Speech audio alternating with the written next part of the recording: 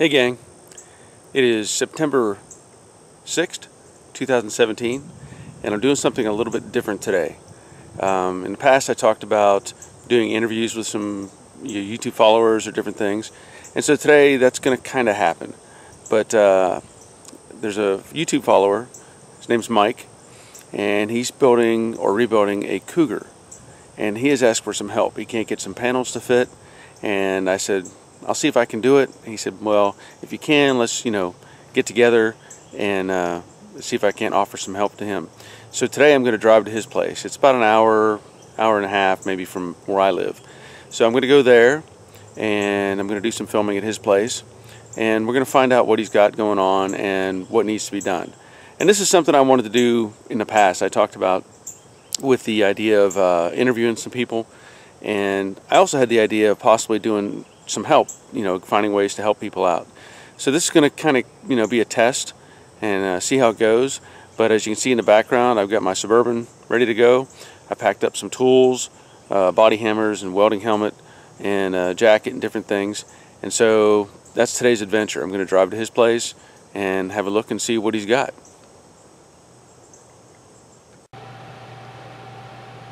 Well, here I am. I'm at Mike's garage, and we're checking out his '68 Cougar, and looks like he's pretty far into it. He's already done a bunch of work to the front end, different things with the suspension, some apron work, firewall, and he's working on getting the floor pan straightened out, at least on the passenger side. He's already done the driver's side. But I'm going to turn it over and say, here's Mike. Hey Barry, first off I want to thank you for coming down and visiting my garage and helping me out with my project. Bought this car about a year ago. Always had 2 or 3 cars I thought I'd want to redo if I ever got into restoring a car, and one of them was a Mercury Cougar. I always loved the rear end of them. Everybody seemed to have a Mustang, so I was looking for something a little different, and my brother actually found this car locally, gave me a call. I went over there and snatched it up and brought it back here and started tearing it down, and been building it back ever since. Well, cool. Can you tell me what engine, transmission configuration it had in it? Originally came with a 289 and C4 transmission. Probably not going to keep that. Looking to bump the horsepower up and maybe get an overdrive. Had an 8-inch rear end. Going to pull that, swap that out, and go with a 9-inch. But that's after I get through all this sheet metal and body work. All right. Is this the original color of the car, do you know? I believe it is. When I looked at the VINs, it's kind of an ice blue, so I believe it was original. Didn't have the original front seats in it, but it did have all the rest of the interior was original. The car didn't initially come with disc brakes, but the previous owner had converted them to disc, and of course I upgraded them from there and doing a little bit more work in that area. All right. Well, I'm going to walk around to the front of the car, and as I pass by the interior, you can see there's been plenty of work done in there, and there's more to go. But I'm going to let you tell me about this front end a little more. And what all have you done to it? So the front end, didn't want to go completely radical where I cut out the shock towers and put in the independent front suspension. I want to kind of somewhat keep it original. It is a bit of a resto mod. So I did drop the front cross members. A lot of people online, you can look it up, it's called a Shelby drop, where you drop it 1 inch. You can see the holes there above the control arm. And it's supposed to help with handling. Put a drop spring on it, changed the sway bar out to a newer sway bar. The steering always seemed to leak for me for the original Mustangs, power steering, and Cougars, so I went with a Borgeson steering box for an upgrade. All right. We've changed the firewall, both inner aprons, front apron over here. Just lots of sanding, grinding, brushing. Well, it looks really good. I see you've got the I know that the paint on the control arms I think that's is that Scott Drake deal? Scott Drake control arms. Okay. Yep. I actually bought most of these parts. I've been buying from West Coast Plastic Cougar, which they do a lot of Scott Drake stuff. Went with wheel wood brakes. That's nice. Cross reel rotors. Nice. All new bushings, ball joints, everything. Yep, complete front end's new. Cool. Well, I think what's going to go on today, as we look at this car, he's already done the floor pan on the driver's side, and he's working on the passenger side. As you can see, it's got typical rust, but there's some other issues back here, back in this corner. There's some rust through at the transition panel, and then on this side, the top half of the torque box needs to be replaced. Also some sheet metal work in this area, and there's a new pan there, and he also has the transition panel there, and here's the other floor pan, along with various pieces and parts as normal in any garage. So we're going to play around with this today and try to get some of this stuff in place and see what we can't get done. Pretty cool car, pretty cool project, and let's get started. All right.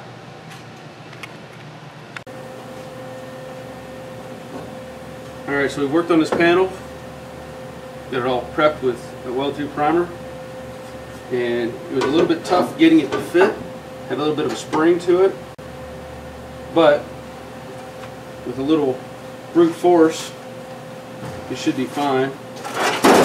Sometimes you just have to clamp it a different way to get it to do what you want. So I'm going to start off down here, clamp that in.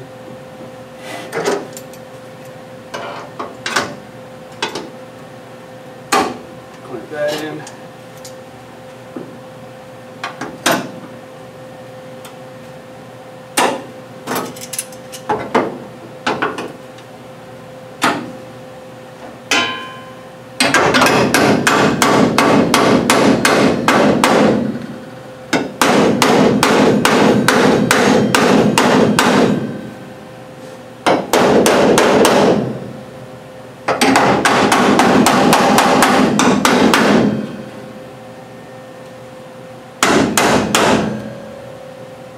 Now it fits like it was made for it. Like a glove.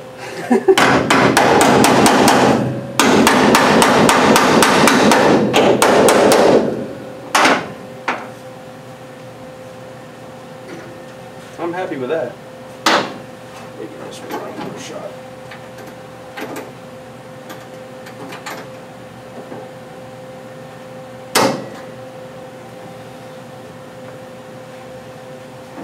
Let's make it permanent.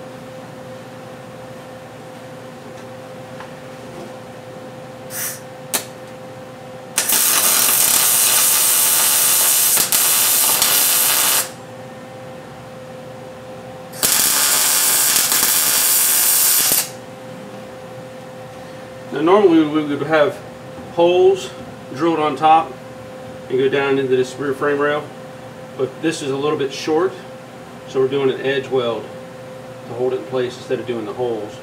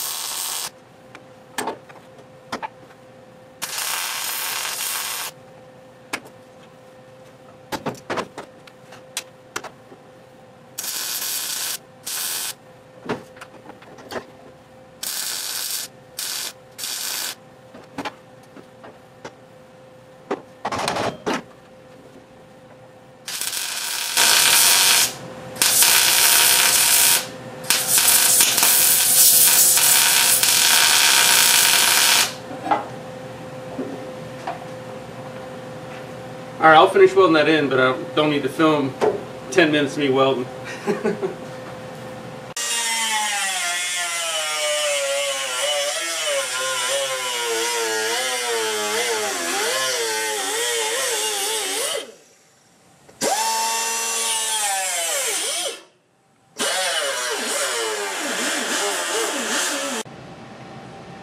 Well, it's been a pretty productive day.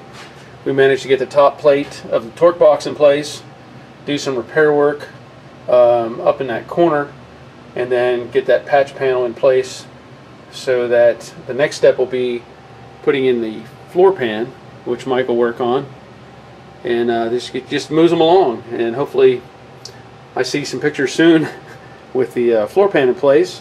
And then he also has to do some patchwork over here. But now he has an idea of what he needs to do to make this happen, and looking forward to seeing progress. Well, I think that wraps up this episode of the, I don't know, we'll call it a traveling road show. I don't know what else to call it. But it's been fun, hanging out with Mike today and making progress on his car. I don't know, you got any words, Mike? I want to thank you very much for coming down and working with me. Certainly. Definitely learned a lot. Got me moving forward. I was kind of in a stuck position with the transition box, and Barry came in and taught me a few tricks. So definitely helped out. I hope this helps out the channel there on YouTube for Joe Daddies. And if you're thinking about getting into a project and you got a little bit of skills, a lot of nerve, buy you a car and dive right on in. There you go. All right, that's going to wrap this up, and stay tuned. And once again, thanks for watching. And before I forget, I wanted to give a shout out to Red D Film. He did the banner art on the top of my page. If you see the pictures with my face on either side and the cars in the background, he made that for me, and I wanted to give him a shout out for doing that. I think it's pretty cool, and I sure do appreciate it. So I'll put a link to his page in the comment section or in the message for this video, but I want to make sure he got his shout out. So that's it. Thanks.